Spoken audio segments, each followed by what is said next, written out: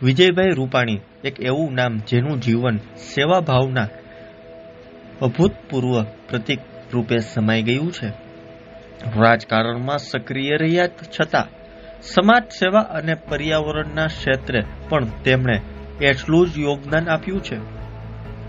આજે જ્યારે આખું ગુજરાત અને ખાસ કરીને રાજકોટ શોકમંગ છે, ત્યારે સદભાવના વૃદ્ધાશ્રમના ટ્રસ્ટી વિજયભાઈ ડોબરિયાએ વિજયભાઈ રૂપાણીને યાદ કરતા કહ્યું કે વર્ષ 2021માં તેમના જન્મ દિવસે તેઓએ 63,000 વૃક્ષો વાવ્યા હતા, જે આજે 25 ફૂટથી ઊંચા થઈને તેમની યાદને જીવંત રાખે છે.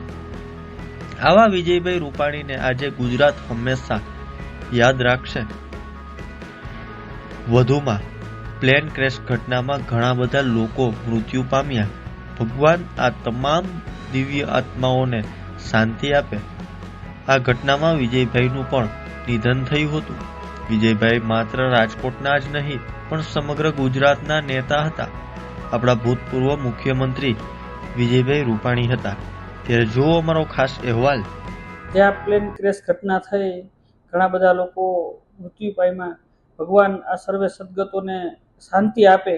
અને ખાસ વિજયભાઈ એ રાજકોટના જ નહીં પણ પૂરા ગુજરાતના નેતા હતા અને આપણા ભૂતપૂર્વ મુખ્યમંત્રી હતા અને અમારી સાથે સદભાવના સાથે ખૂબ જોડાયેલા હતા. જ્યારે એ 2021ની જ્યારે મુખ્યમંત્રી હતા ત્યારે તેના જન્મ દિવસે 63,000 દિવસ થતા હતા, 21 કે 22માં, ત્યારે 63,000 વૃક્ષો અમે એની સાથે રહી અને વાવેલા હતા. અને બધા અત્યારે 25-25 ફૂટના થઈ ગયા છે.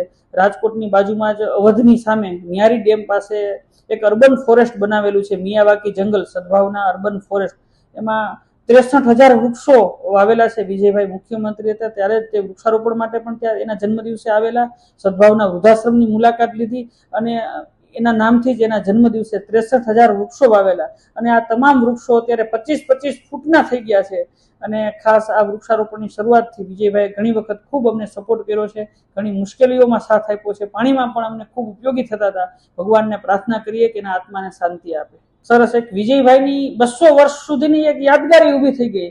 વિજયભાઈના જન્મ દિવસે વાવેલા એ 63,000 વૃક્ષો એ 200 વર્ષ સુધી આ સમાજને કામ આપશે.